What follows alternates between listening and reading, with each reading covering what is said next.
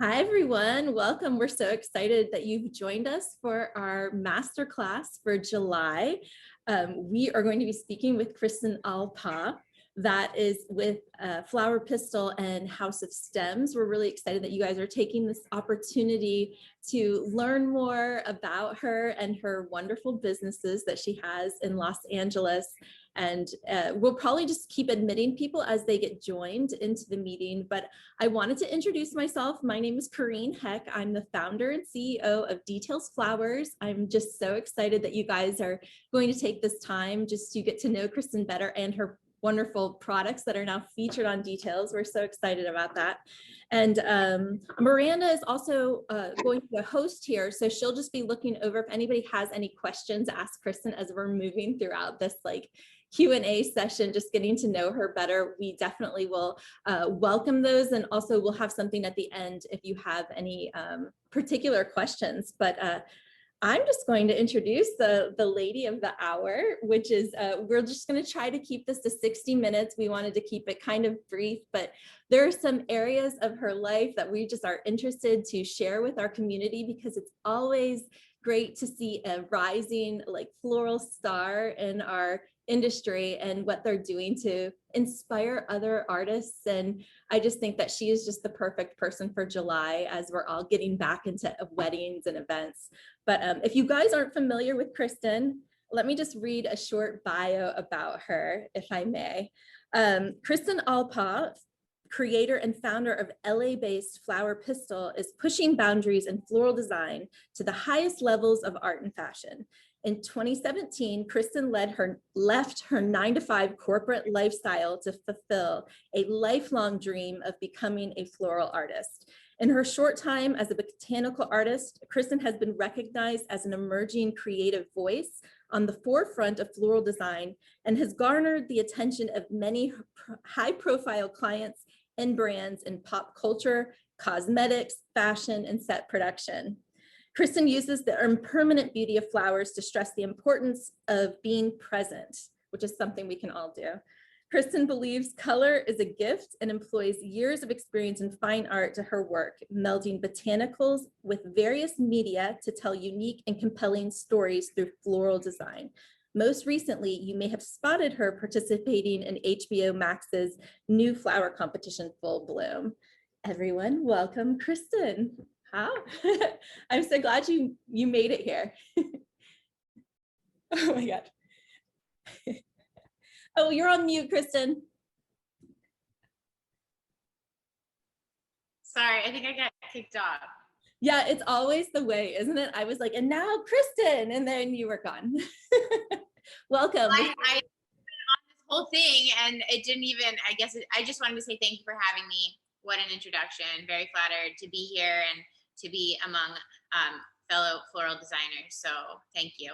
Yeah, I know it was a little long introduction, but I was just wanted to make sure everybody knew how far you've come in what seemingly is a short time. So to me anyway, I feel like we're all been in the industry a long time, but I feel like I most recently saw you out of Full Bloom, but even before then you were turning heads and catching eyes with your design. So can you give us a little brief rundown about how did you get started? Oh, I mean, I've always loved art and color, and I've always been sort of playing with art and color my whole life. Before I could walk, I was coloring. But I went the tried and true route of trying to do the corporate gig thing and did the 9-to-5, the steady paycheck, the security. That was really great. And I really loved that work for a while. But I sort of kind of grew restless, or I felt like I was treading water instead of actually gaining ground. I wasn't going anywhere. I was just sort of treading water. And so I thought, well, I'm in my mid 20s. Is this it? Is this my career now? Is this what I want to do? And I'd always loved flowers, and this whole thing happened. I went running, and I was thinking about what I want to do, and suddenly I never knew what I wanted to do, and it suddenly just sort of hit me like a ton of bricks when I was running. I was like, I think I'm gonna be a florist. I'm gonna be a florist. Yeah. And I didn't know many flowers, the names of many flowers. I knew how much I loved them, and I was always that person when I'm out with my friends, sort of like photographing flowers that we walk past or things like that. And I was like, flowers seem really amazing and I want to learn more about them. And so I literally didn't know anyone. I didn't follow a single florist on Instagram at the time. And it just sort of, I got excited to wake up before the sun came up, and I went downtown and I just started talking and that would be the downtown Los Angeles flower market. Yeah. And just started talking to vendors and, meeting people and learning about flowers and trying to learn new names every single day. And then it just sort of took off from there. I started doing traditional work and then I couldn't help but add paint. Yeah. Did you start off as like a freelancer in another for another company, or did you like just go off on your own and say, this is what I'm doing? Yeah, I didn't actually, I applied to a few freelancing, like I applied to some florists in LA and I never got a call back. So I was like, well, I guess I tried. And so I'm going to have to do this on my own. So I did a lot of YouTubing and a lot of, failed experiments. But like, so much fun. I enjoyed the whole journey. It's still going. I feel like I'm just, maybe my first or second chapter, but yeah. Did you get a lot of support from your parents or your family when you were first like, hey, I want to be a florist? And I mean, I think they support the dreamer in me, but up until about 6 months ago, my mom still sends me job descriptions. An email like, check out this executive position in corporate, Yeah.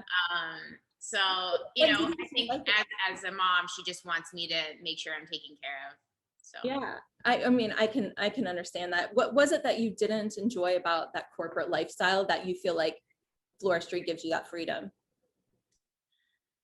I have to say, I think in this day and age, like showing up and being your authentic self is the most fulfilling thing that you can do and like do for yourself as an individual. And I felt like I was just showing up to work and I left like half of me back home.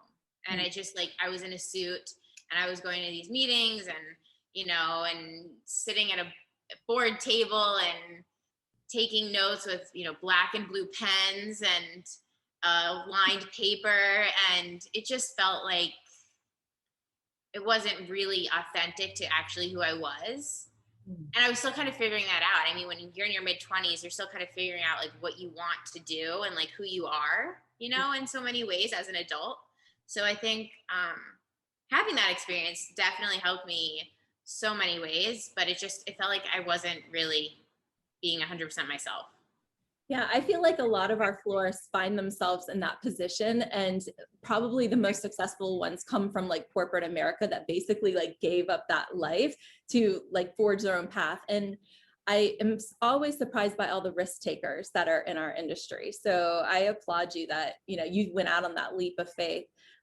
Did you catch a lot of like any negative slack from anybody, or what did you do about like the naysayers that were like?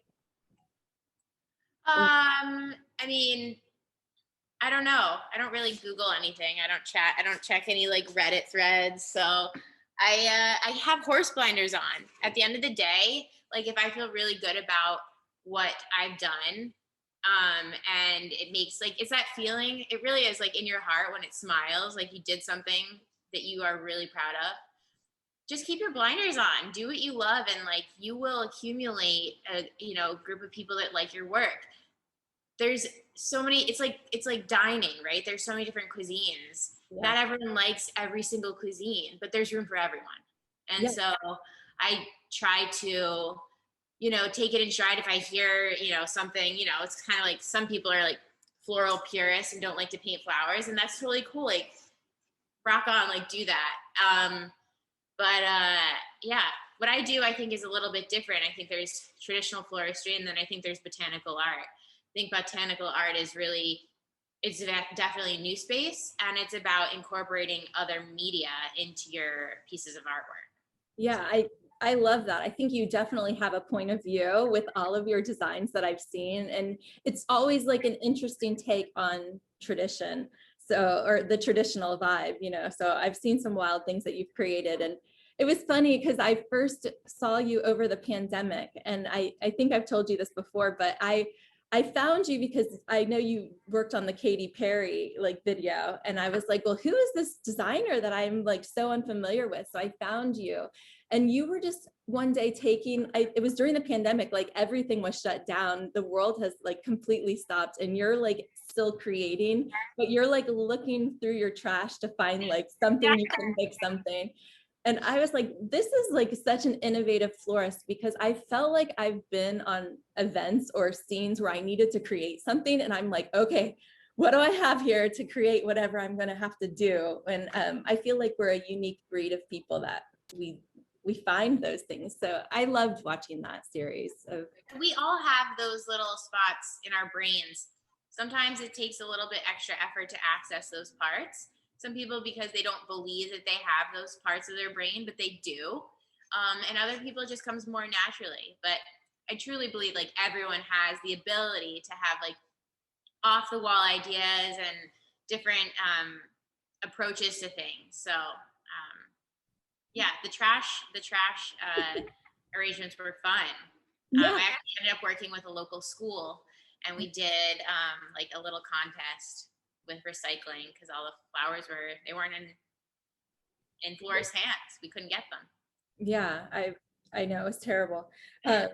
What was like, so did you grow up in LA? Because as an artist, like I think that LA is the most daunting kind of city to start a business, because I would feel like so small, you know, and how chaotic it is. And what did you grow up there? Like, how did you like get involved in that scene?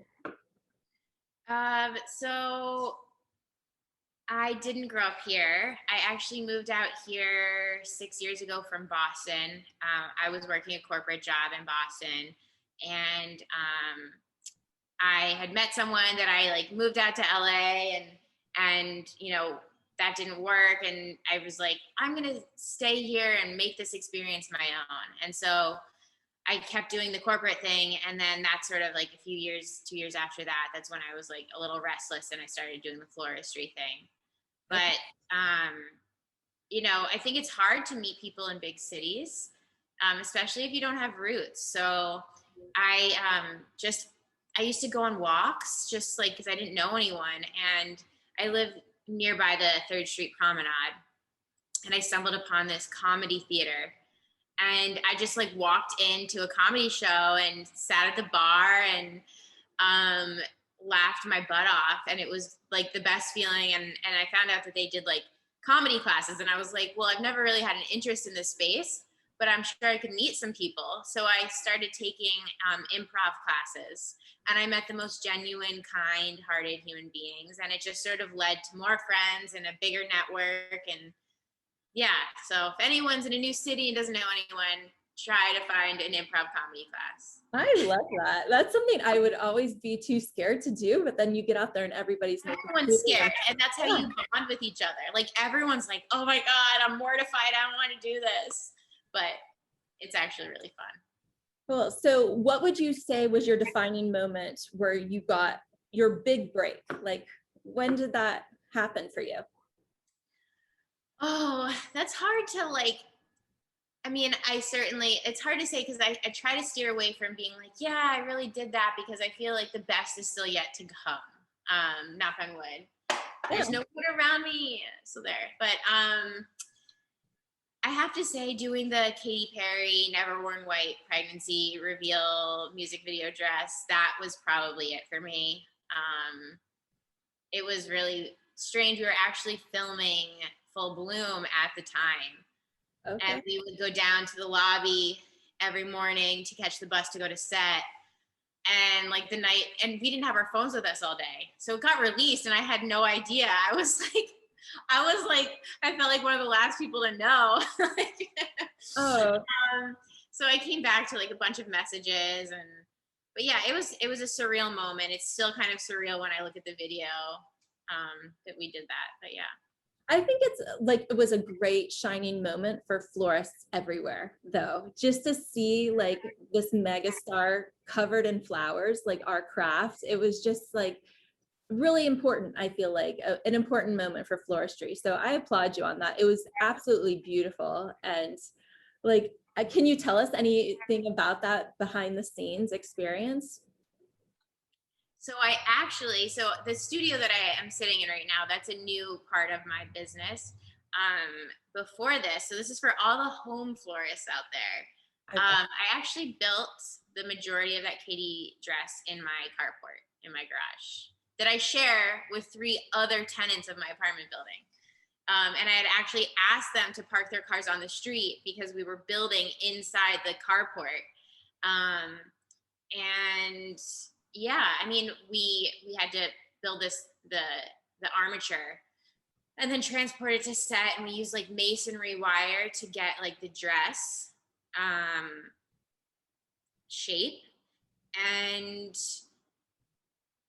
it was a lot. I mean, we had to position it around set, and at one point it took at least 12 people to pick up all different points of the dress and pick up simultaneously and shift like 10 feet. Yeah, it's a really cool thing when you're on set and you're working like with all these, everyone is at like, it's like go time in your particular area of expertise because you're all coming together for like, a 2-minute music video or whatever you're shooting. But everyone has to be on their game.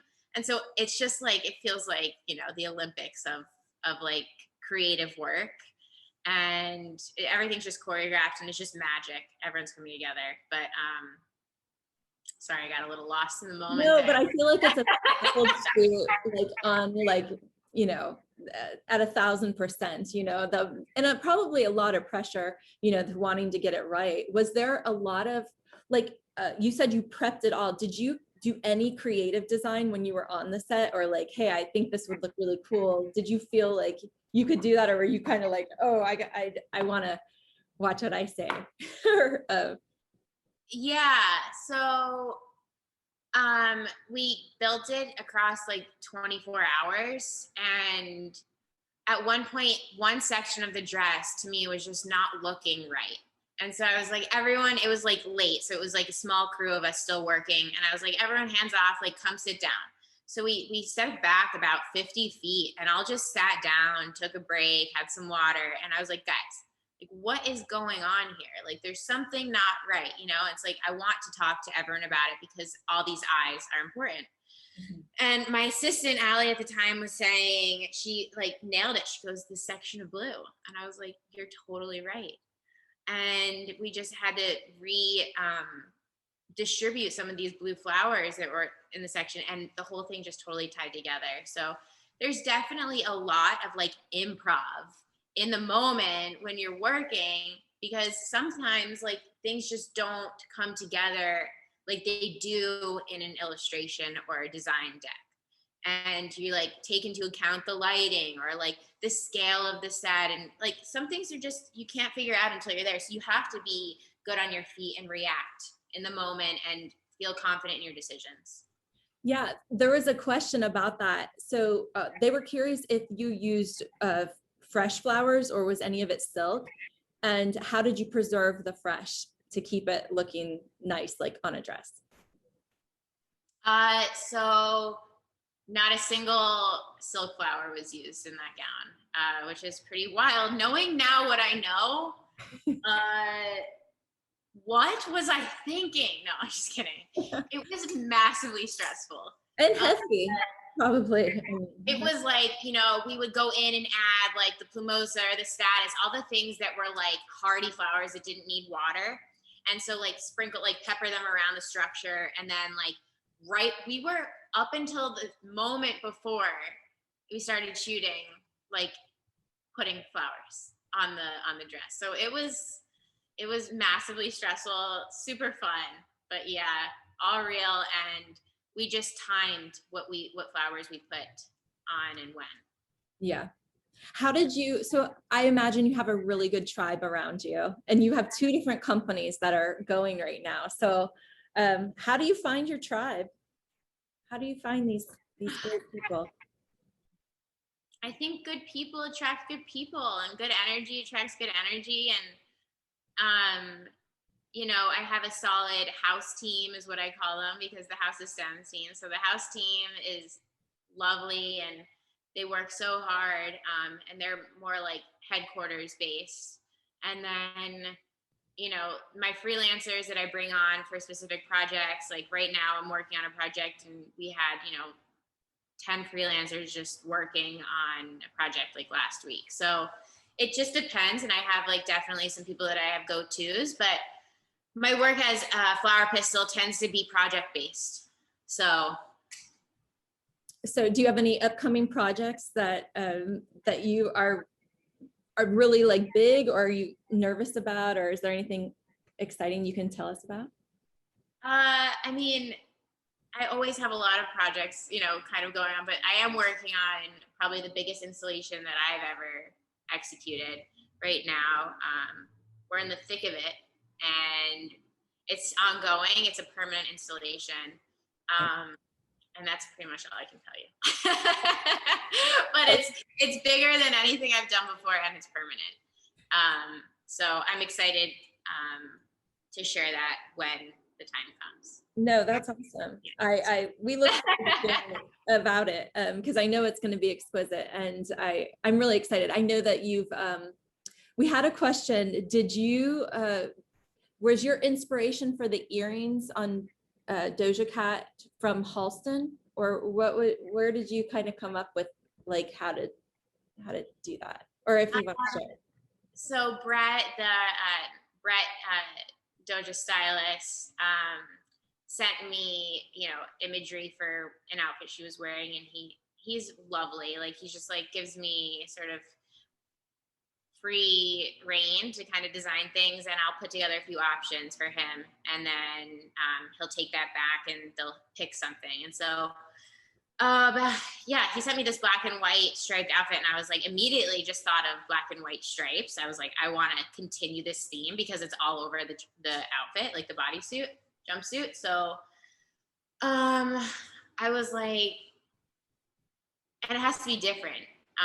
You want to do something super different and unique because that's just sort of Doja's look, and her brand is kind of is like otherworldly, unique, a little bit off the beaten path. And I was like, what about Venus flytraps? And you had to keep in mind like the weight of these things. Yeah. And so I got some Venus flytraps and I, cut them, and I saw how long they would live without water, because putting water in those things. So actually the earrings, people always thought they had like a bottom.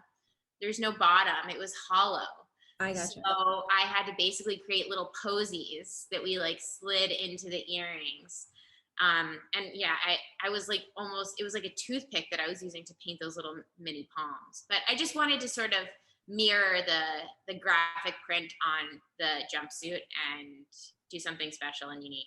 It was super fun, and I've been fascinated with Venus flytrap since I was a small child. So to me, it was just like, how cool is that? I even went and bought like a little terrarium, and I have one in my office now because I was re-inspired because of how they were used. So I just feel like it's important to like step outside the comfort zone and find a way. And, it's for now. Some funny little behind the scenes thing is I had to use like little tweezers because some of the Venus flytraps were snacking. Was like I didn't want the bugs up by Doja's face. So I was, and you have to be so careful. It's like that game Operation. Yeah. When you tickle the little whiskers like on the outside, they close. So I was like being super delicate, picking out little bug wings and stuff. Yeah, that's awesome. Well, whenever I play the Kiss Me More song, I always think of you and like that video with the that was a different outfit, but yeah. Yeah, well, yes, very different, but still really cool. And I think it puts flowers like back in the forefront again. So it was nice to see like pop culture having, embracing it and getting some attention. I was happy to be like a little small piece of floral ambassadorship. Yeah. Pop culture. So it's an honor, and it's like, yeah, I mean, I'm standing on the shoulders of floral designers past, that have like, I've learned things from and seen their work and felt inspired. So yeah, it's cool to be part of a great little community that we have. It is, and it's a small community too. So I Yeah. feel like once you're in it, the longer you're in it, you realize it's all like the same people. So it's really nice to see something fresh and like unique. Which brings me to your Irithuriums. When I saw these, I was like, oh my gosh, these are just amazing. I have never seen a flower that gets so much attention, yet it really requires so very little. Like you don't need a large amount of blooms. They really speak for themselves. So what was the first time you ever did them or created them? I mean, the first time like way back when, I don't know, maybe it was 2019. It feels like yesterday, but it was in March. I don't know. I have the date somewhere somewhere.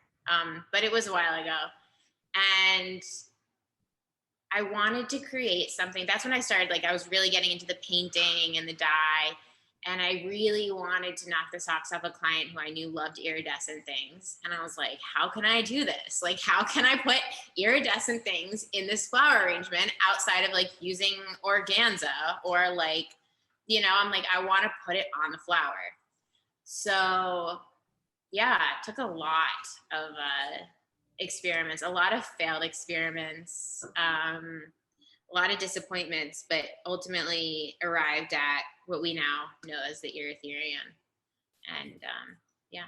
Yeah, I know you said initially they took you like so many hours to create, and now you kind of have it down to you're like a mad scientist. I can just imagine you in your office there. I really am I love efficiency.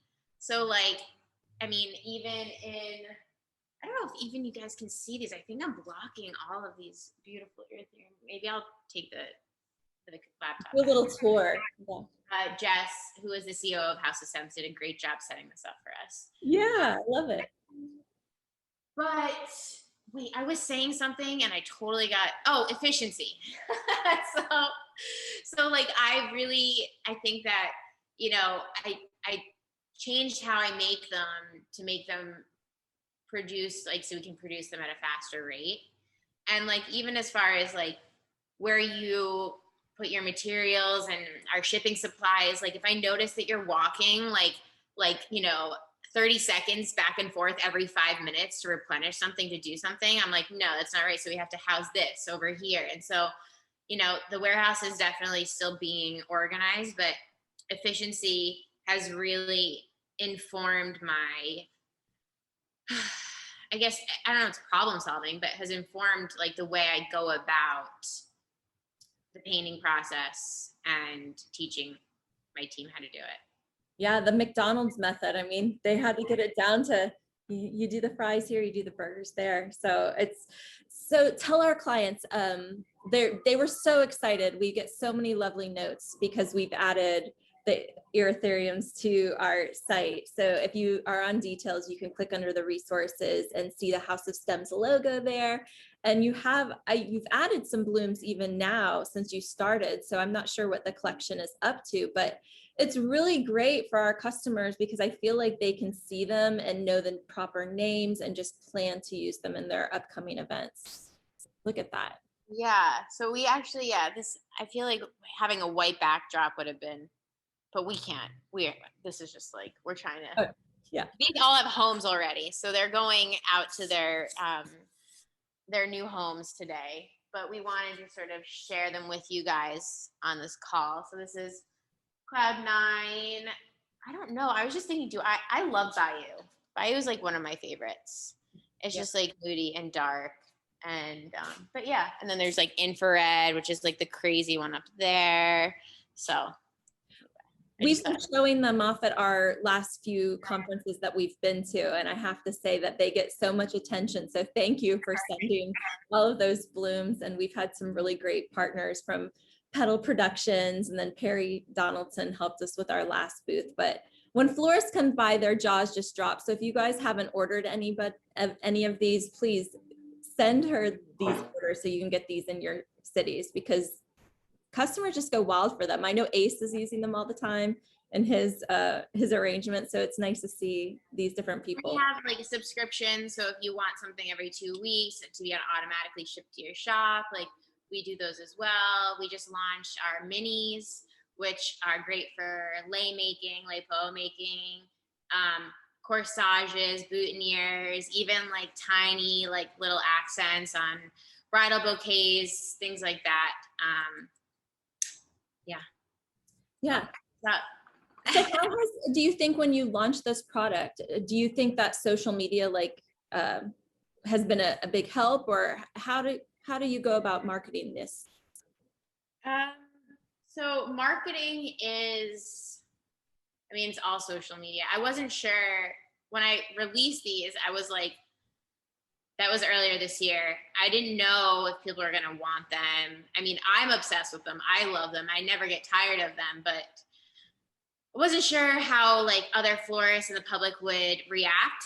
And when I launched that Instagram, it went nuts. And I had to bring in Jess, who now is our head of operations. But like, I was like, it all started because I was like, can you please just like go through all the DMs? Because I don't know what to do. Like, I can't like answer all of these. And yeah, I mean, social has been a huge driver of sales. There's really, I mean, a few different conferences I know working with you guys, and like, you know, events that high profile events that like use our stems also get the word out, but it's mostly social media. Yeah.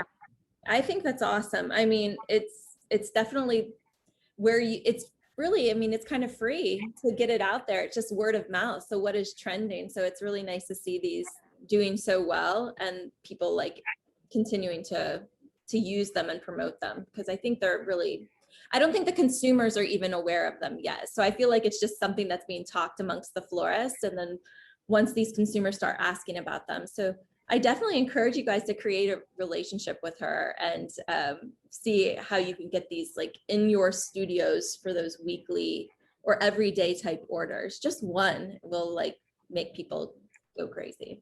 Yeah, they're pretty special. And if you guys have favorite wholesalers, feel free to send us an email and we can reach out to them, because you know we started, our products are now being carried in New York City. They're carried in Los Angeles. And so we are working on like getting to the major cities in the country. So if you have favorites, let us know and we can reach out to your wholesaler. I actually saw a box of the blue ones with the violet in the New York City flower market when I was walking. Yeah. Oh, yeah. That's awesome. I know. I was very excited. So, you know, I've seen people running around looking for paint everywhere.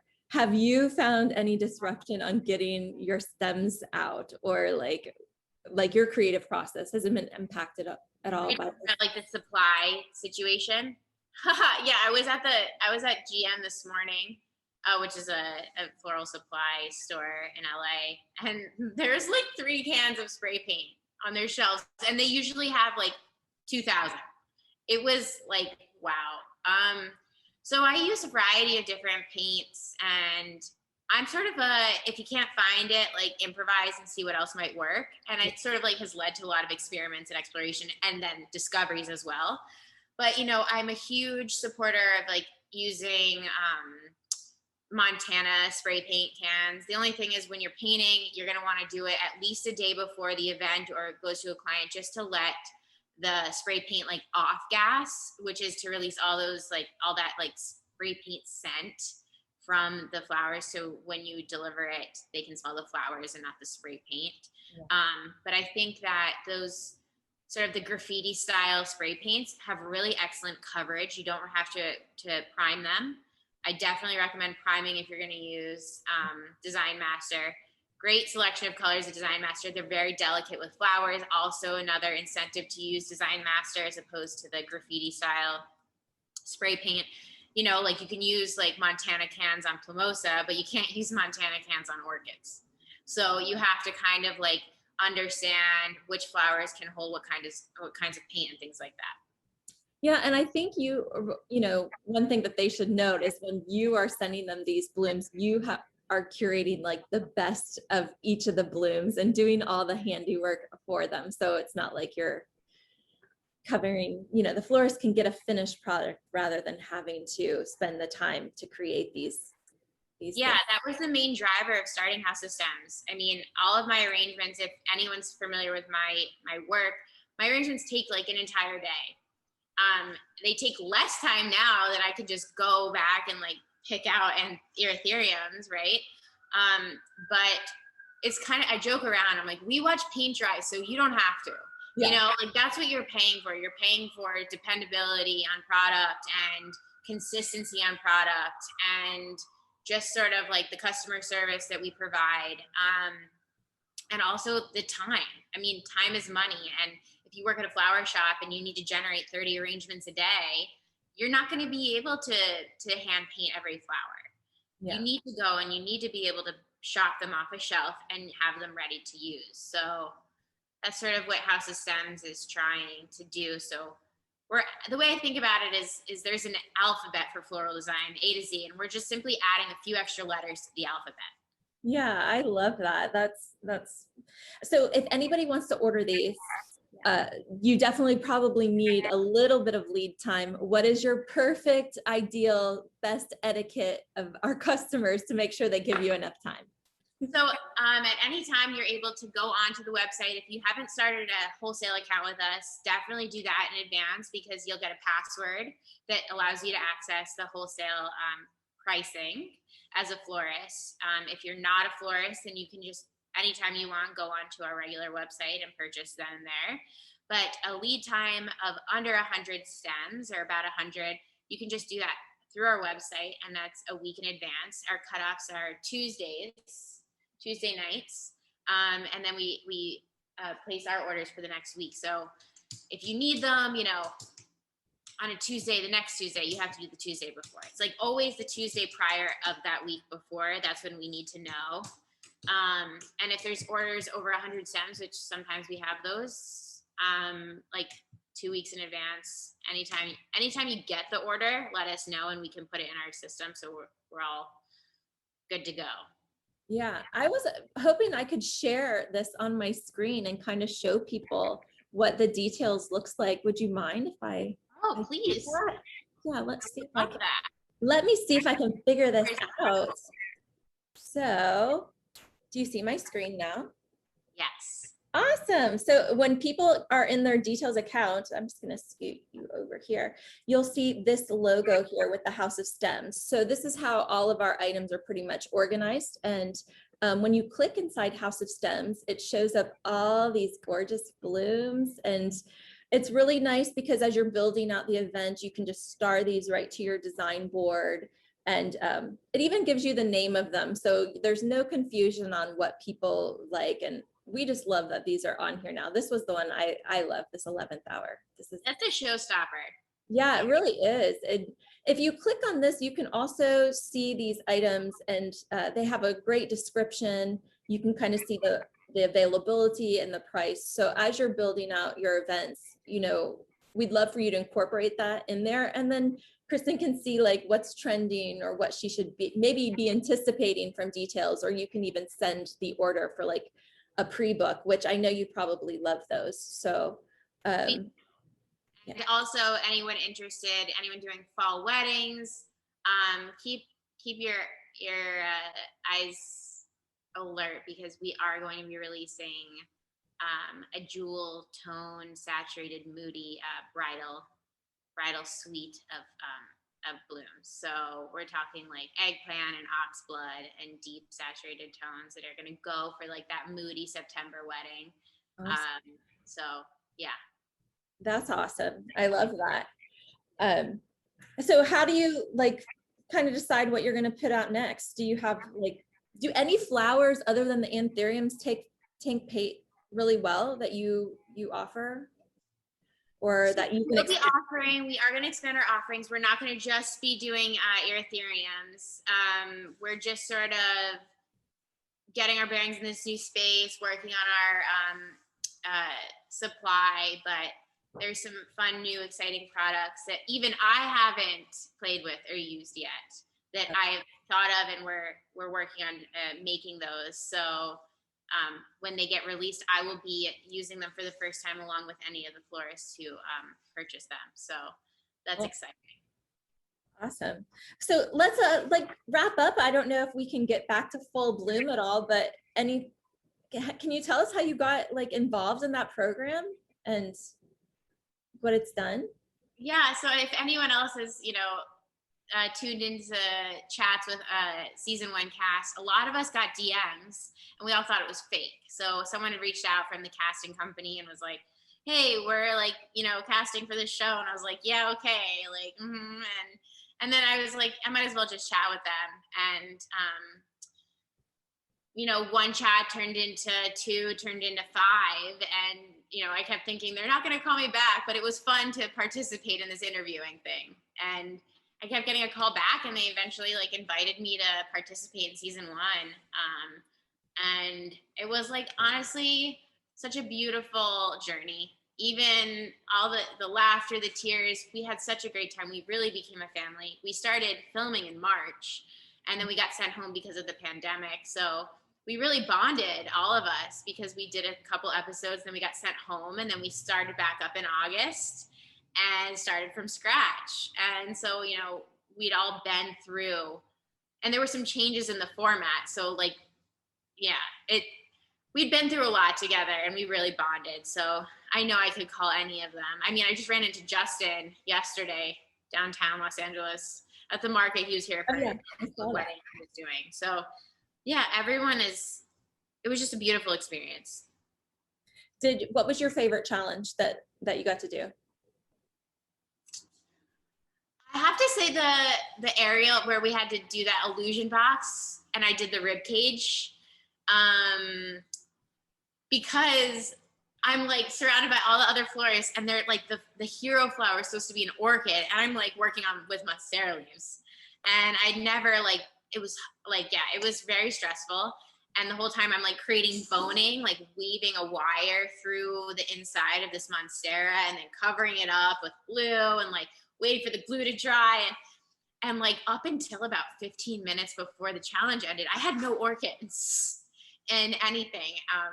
So it was just sort of one of those things where I could hear the judges sort of like talking. They're like, Kristen doesn't have anything yet, and it's like, and I'm like, I know I got this. I can finish this. I got this. But it was the whole time, it was just pure like concentration. I was like in the zone. I had no idea other than like, I could hear little like murmurings. Like I was like really in the zone and yeah, I was pretty happy with it. I think like, what happens, people don't realize is that the arrangements are made and then they sit wherever they are for a little while and then they get moved to another place to be photographed and we don't move them and we don't go with them. And so like things happen in so when they were doing a bit of the close-ups, I was like, oh, because I was like, I know that was like definitely still stuck to there. Like that was glued when I presented it, but it's not there now. It's all fine. But that was probably my favorite because it felt like the most authentic to me as well. What is going to be your biggest like life takeaway from that experience?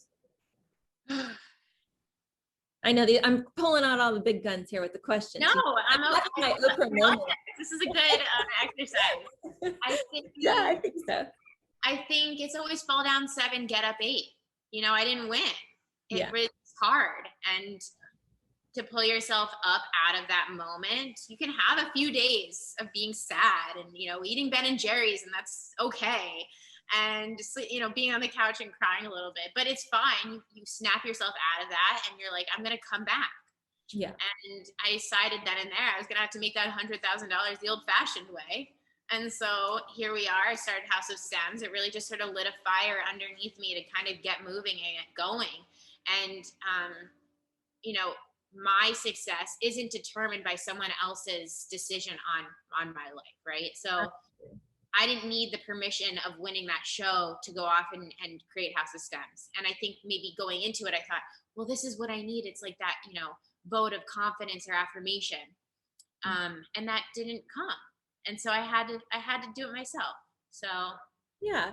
But sometimes that makes it a little bit sweeter. It wouldn't have been as sweet maybe, but a little stressful. It would have been nice to win. For sure. But I wouldn't change a thing. And I love that Connor won. I think he's incredibly talented, and I think he's just getting started. So Yeah, that's beautiful. I love that. So do you have any like upcoming things that you might want to do or pursue? Is there any kind of classes or anything that you might have on the agenda in the future? well, Or so I don't know. And like, I'm sort of openly, now I'm just like, I might as well just say it. But like, I think I might be doing some sort of, I might want to organize a retreat on botanical artistry and that sort of like painting techniques and just sort of like the basics 101, understanding what kind of paints work with what flowers and how you want to space out your timing and things like that. Just stuff that I've learned to make life a little easier for florists that are interested in exploring that area. And then I sort of envision, flower pistil moving towards fine art space a bit. So maybe potentially some museum showings, don't know, and maybe some fine art photography. So like prints for sale. So okay. yeah. I love that. I love that you're. So Yeah, no, I think it's great. I think that your like journey is just inspiring people to like step outside of the box and like really, yeah. Ask yourself, what if I did that? It's much better, as long as you're not hurting anybody. It's much better to look back and go, well, I guess I wish I didn't do that. But if you're always going to wonder, it's going to just bug you. So you just might as well try it. Absolutely. And you can always scale things down to make it a little bit safer and less scary, Well, I feel like a lot of people had to try that just during the pandemic, because there was so many people that had to add like a different segment to their business that they had never done before just to make ends meet. So I feel like we're all capable, but sometimes that change is like scary or unknown, and that's where you jump into the unknown. That's where magic happens. Yeah, I'll amen to that, For sure. I don't know if anybody has any questions for Kristen as we wrap it up here, but we've loved having you on. And I think that it's just important. Yeah, we just have a small community of like fabulous artisans, but I think they're all looking for education and inspiration just everywhere. And when I saw your product, I was like, this is a no-brainer for us just to bring her on. So thank you for accepting the challenge of working with us. Oh, it looks like we have a question. Let's see. Oh, please let us know if you have any questions.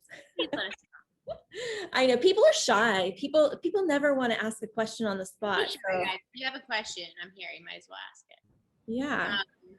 But yeah, thank you so much for having me. That's okay. I was curious about how I'm also a florist that works from home, and I work in the south of Texas, which is like dry heat. So it's really hard for me to preserve florals in my home. Like it takes a lot of work. So I was just curious, like out there, like when you worked in a carport or like a garage type thing, how are you preserving your florals? Like when you were making that for, doing the work for Katy Perry and things like that, like how did you ensure you were being efficient with the florals that you were getting in and they weren't just dying on you before you can even get them to the client? No, you're totally right. I would go to the market every day and get them fresh. And I would actually go to my wholesaler and say, I'm buying like 1,000 roses. Can you just store them for me until this day? And then they would do that for me, which was so generous and kind. But they knew I didn't have a fridge. And so, things like plumosa, even though it shatters a bit, like you can get that a few days in advance and paint that, and it was like all hands on deck that day, basically in that 24-hour span. Luckily, it was shot in like February, I think it was February.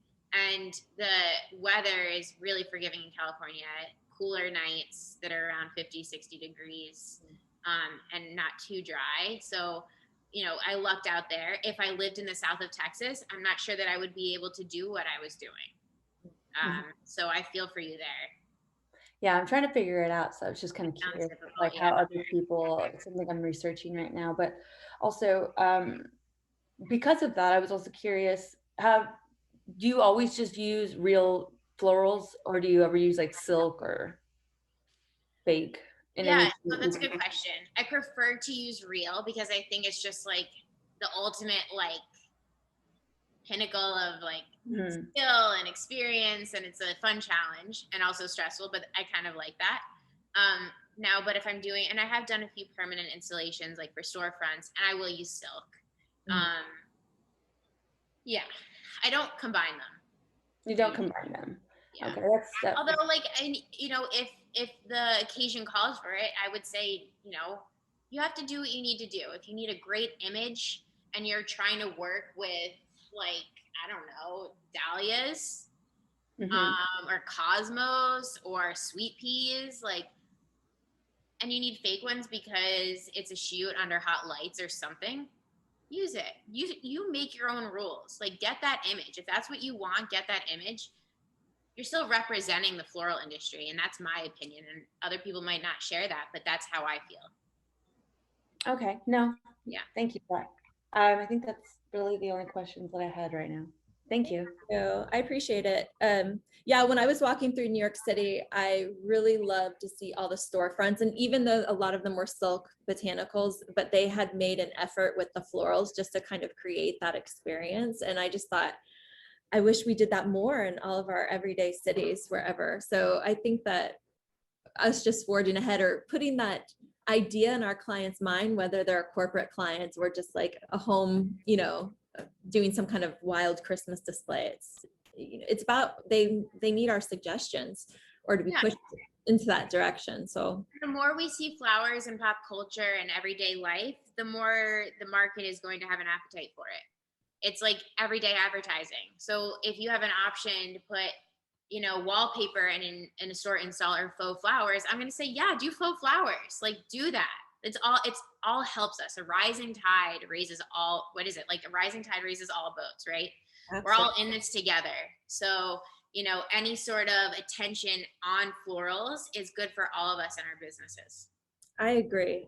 And that's what we're trying to do here. And just also educate about like the pricing. I mean, that isn't something that we didn't even dive into, but like pricing your work is one of the most important things that we can do as florists or floral artists to make sure that we're not losing out on that. And I know you and I spoke briefly about that, is like you try to cover at least all the expenses the first time, especially if it's an experimentation, but like making sure you're getting your margins after the fact. So I don't know if you have any words. Especially when you're doing new work, there's no textbook that you can look up and say, this is exactly what I charge per hour for this job. And it's like, well, yeah, you might charge this like minimum wage, like 20 an hour, whatever, for regular work. But the first time you do it, you might be doing it yourself, and your rate is different than like your freelancer's rate. And so like billing for those things and charging, it's very complicated.